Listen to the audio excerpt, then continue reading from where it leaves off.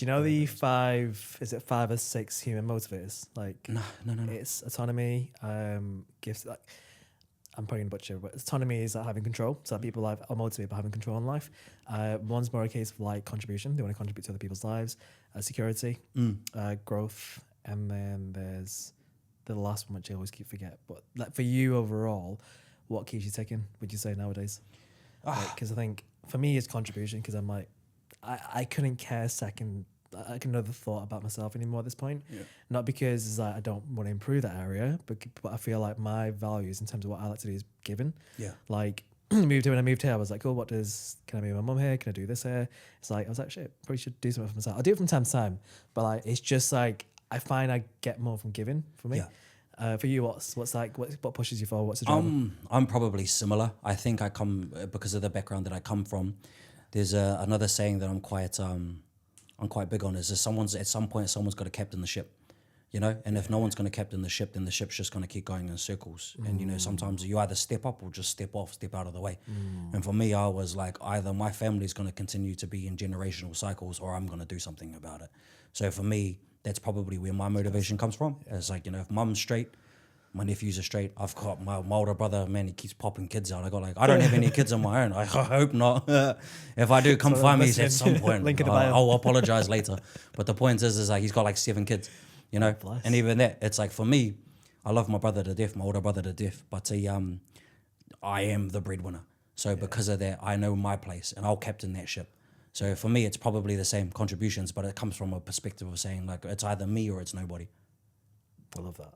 I love that. It's I remember one of my good friends asked me the other day because he's moved out to Dubai, and we're kind of typing into like he's a younger coach, but like very well spoken and everything. He's got the intellect, but he still doesn't know his why, what pushes him. And I realized I probably haven't said this out publicly, but like the reason I do what I want to do is so that I can provide jobs to my family, to future families, and have like an empire. For me, if it's like life stays the same but everyone else is taken care of, that's like the reason for me to do what I do. And it's funny because like I feel like when you kind of like so tied down to selfish goals and you do it for yourself, that fades away and you can end up losing at some point. But what you said there is pretty powerful in the sense is like you're the breadwinner, but also you're doing it because you want to give back and everything. I think there's a saying, especially again where I come from. New Zealand's kind of got it a little bit backwards. We no one ever bakes bread, brother. We always just share breadcrumbs. So because of that, you know, you just never have enough, man. So. And it's just because of how we've been brought up. So for me, one of my biggest things I live by is change your world, change your circles, world, change the world in that order. Yeah. You know, and what I mean by that is look after yourself so that you're a capable individual, like we were talking about before. Then focus on building the people around you. You know, get very granular. I know very quickly who is in my circle and who's an associate. I will do everything for my circle. Once they're straight, then I'll do something to change the world. But until that happens, you got it backwards. Like, again, when you come from the hood, it's all backwards. You know, we think about even the gangs, bro. You know, it's like, oh, we're going to do everything for the neighborhood. It's like, what do you mean? Yeah. You know, you're on the benefit. What can you do? You're not capable of looking after yourself. Your kids are wearing 3, 4, 5th hand-me-down shoes, which is beautiful. Don't get me wrong, but it's not okay if it's going to be like that forever. So I'm big on change your world, change your circles world, and then change the world and keep it in that order. You know, it's like when people go out, you know, with all due respect, it's when people go out and do all these causes and stuff. It's like you make no impact. If I'm going to talk about a war or something, put me on the front line, you know, because then I know I'm going to make an impact. But I'm not going to sit there and act like I'm in a position to be able to do something. I will, if I'm in a position, I'm going to do it, you know? Like, it's like, for me, it's like that whole saying. I'm not very big on like what I do, like donations and all that kind of stuff. But for me, like a bigger goal for me would to be instead of trying to donate to, like, it's like when you people like donate, this is going to sound horrible, but donate to Africa. It's like, brother, I've got people in my neighborhood that are struggling. If I'm making 20, 30, $50 million a year, I will spend $1 million to buy a family in my hood a house. Yeah. Because that's going to make a fundamental impact. You see what I mean? As opposed to going and say, let me just put it out and tax write it off. It's like, no, I'm going to make an impact. But I'm not going to do that until all of my family's straight. Yeah. You see? Change my world, circle's world, then the world. Then the rest, yeah. Yeah. And people, for some reason, the world is whoever's in war at the moment. It's like, bro, there's war in your neighborhoods. Yeah, 100%. Yeah. It's kind of like proximity, right? That's the biggest part.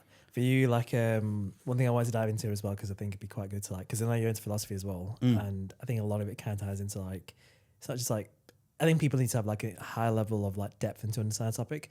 For you, like, why do you see like physical and like mental fitness nowadays? Because nowadays we're probably, again, it depends what side of the coin you see it from. But I think like things could be worse. I think things are probably the worst they ever have been in terms of physical and mental health out there. Like there's more people out of shape. Mental health is a big rising topic. Like if you is a buzzword now, mental health. I agree. Like what do you think of the whole climate in terms of where it is today? For me, like I got to understand my biases in this whole thing. Fitness has always been an anchor for me. Yeah. You know, I train That's what you because said, it's literally my anchor. You know, I do it at the start of the day because it just gets me going. Is it everyone's anchor? No, absolutely not. Some people are artists. They can wake up in the morning and paint and then they're ready to go. Yeah. So I got to understand that, put that bias out there. However, it's obviously fundamentally important to take care of your fitness for the fact that it, you know, the longevity of your life. The mental health one, it's tough because the problem for me with mental health now is the initiatives with which we have, in my opinion, they're weak initiatives in a sense of it's like the vulnerability is a necessity, but vulnerability doesn't mean you remove the responsibilities are still there.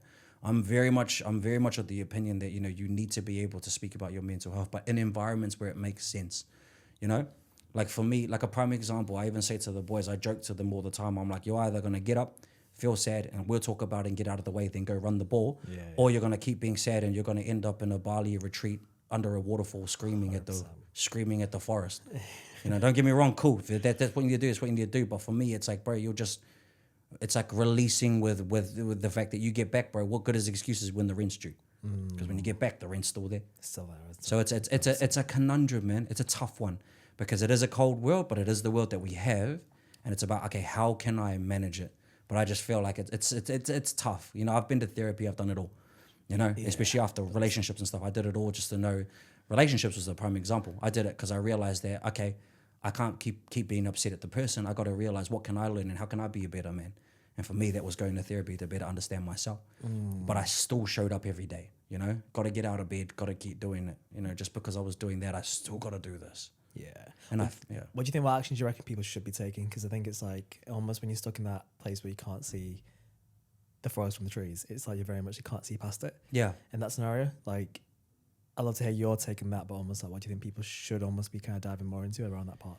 It's tough because, and we're gonna have to think vague because it's specificity wouldn't be able to like. It's hard because again, it's really dependent.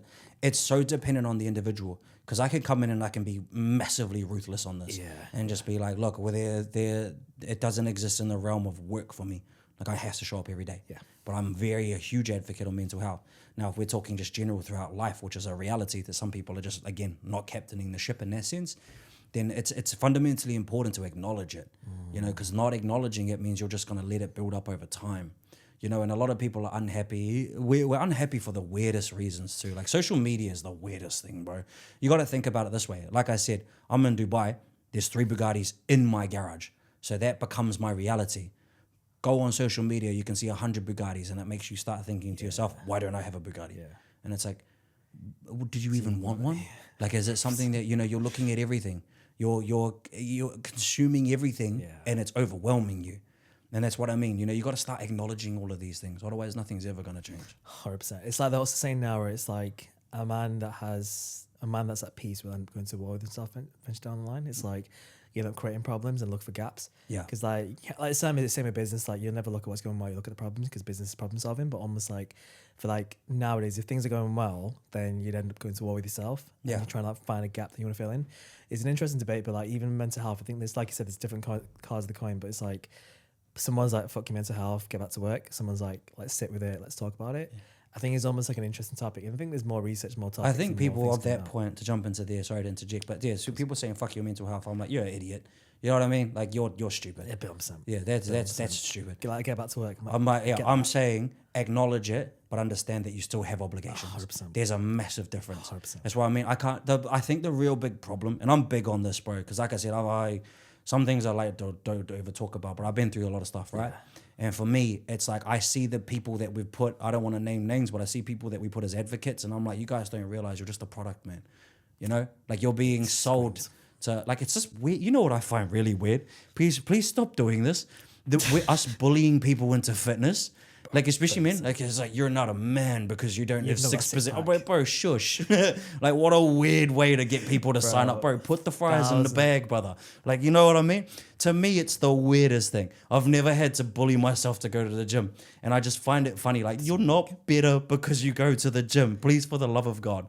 It's the funniest thing. But that's what I'm talking about. These people are starting to become advocates because they're taking advantage of the fact that men don't feel capable within themselves. And that's the problem. To me, it's the problem. But it's like, I'm not responsible for the world. You know, we choose who we put on pedestals at any certain time. And right now, it's a weird phase of guys who... And you know what's funny? Again, sorry to say it out loud, but it's these people that have never been in situations. It's the lads that see red. You know, sorry, I don't know how other way to put it. It's nerds with money. Or it's like nerds who just got in shape and then they overcompensate with the shape.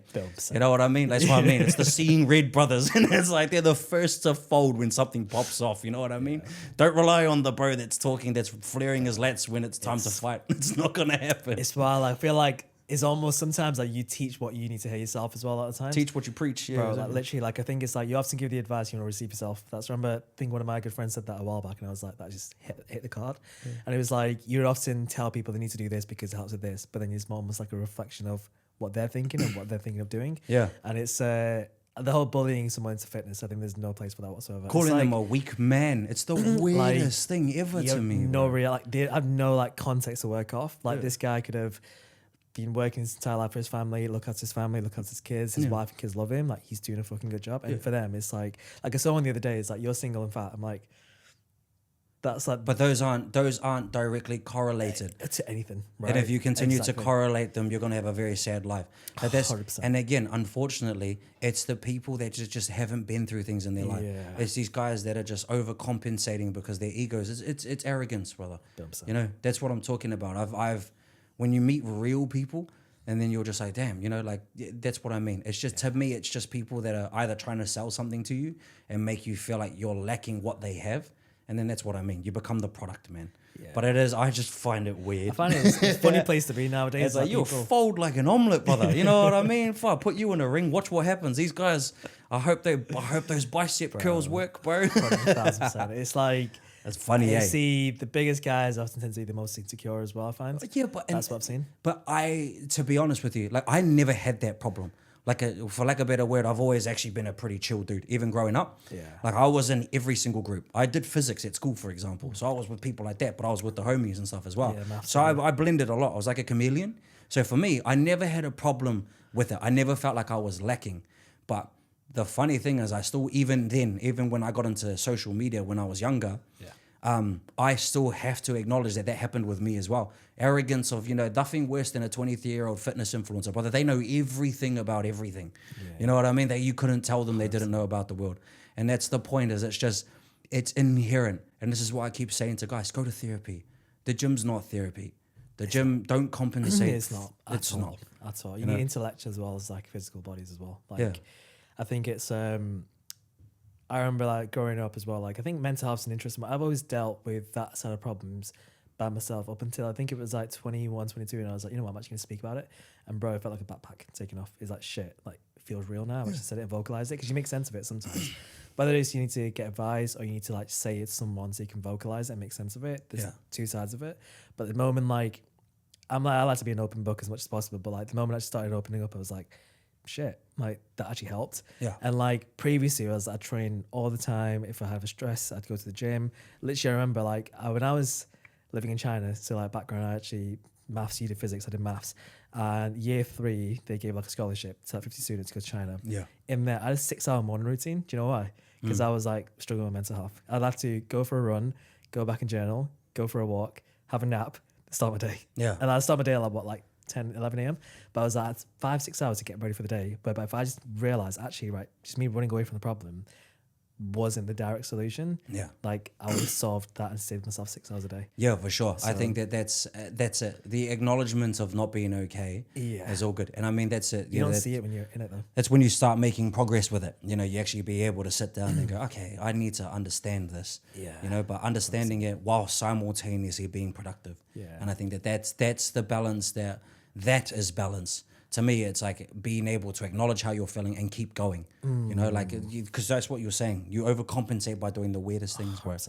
Like, Distractions, right? like, oh, okay, cool. There might be physiological things, but brother, you'll never catch me in an ice bath, bro. 100%. I'm sorry, I'm not doing it. Yeah, I wake up and I enjoy a bit of warmth. You know what I mean? Yeah, 100%. I've done it I don't want to twice. sit there and I've done it. Yeah, and I lasted like 6 minutes in one, and that's just because I was battling the bro. You know what I mean? I hated it the whole minute, every minute of it. I never understood that, the cold bath syndrome. It's like cold I ice. know. And, Like, I understand. I get like, it. Physiologically, I can see some things because I've actually read about it. Yeah. But like, if it's for your mental health, it's like, bro, like have a with the yarn issue. with someone. Deal with the issue. You know what I mean? And just deal with it. Yeah. Handle it. 100%. Yeah. Like, It's like going, like, it's no offense, but it's like I say to people, I've seen people do breath work, right? And I can see the physical reaction that people have. But for me, especially some of my bros that I knew that were doing it, I'm like, all you're doing is bringing all that trauma to the surface without actually addressing it. So now these guys go home and it's like, well, now I'm going to beat my kids. You know what I mean? Like, I forgot I hated the world. So yeah, son, Shit, the come breath here, work stopped. throw you at the wall. You know what I mean? bro, 100%. That's what I mean, bro. It's like, cool. It blew me away. Like, I saw my friend get these guys, grown men, to cry and then give them a hug and go, all right, go home. 100%. Your wife's going to get a hiding the moment you get home. I know it. I'm like, all you did to that man. Bro, literally Polynesians, no. all you did to that man was make him go home, and domestic violence became even worse. 100%. You see what I mean? It's balance, right? Is it? Yeah, It's like a sliding therapy. scale. Therapy, the whole point of going to therapy is allowing you to understand those emotions. And that's what I learned in it. It allowed me to go and sit there and go, why am I feeling this way? And more importantly, letting go of it, or also learning to deal with it. It's like when you understand what kind of I can't remember the name of it, but the type you are. Like, you might have an anxious personality. Introvert, right? extrovert. Yeah. Well, no, like some people have anxious personalities, avoidant personalities and stuff. Oh, okay. When you learn that, it's like, the whole point of therapy is not about fixing yourself. It's about understanding yourself. Yeah. So that because these things are always going to be a part of you, but when you can see them, you tend to be able to approach them with a more calm approach.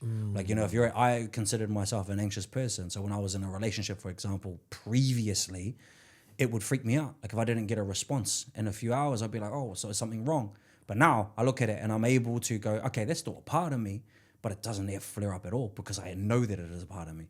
And I'd be like, oh, they're probably busy. And then it's like, boom, you see? But that's the point. It's about understanding yourself, not trying to fix yourself. If you go in and think something's inherently wrong with you, you're always going to be fighting yourself. 100%. It's what's the saying, where awareness precedes change. Whereas, like, I think what you said there is actually like a golden, like a golden nugget. It's more like you go into a scenario, you think this is happening, but it's actually, this is something I'm processing as well at the same time. Yes. Like, I remember for me, it was almost like, I think we kind of spoke a little bit at the start, but like almost seeing people on a pedestal. And I was like, well, maybe it's not them, maybe it's me thinking about that. Like, I don't know what level of personality trait that would be, but it's almost like understanding that's what you're kind of processing.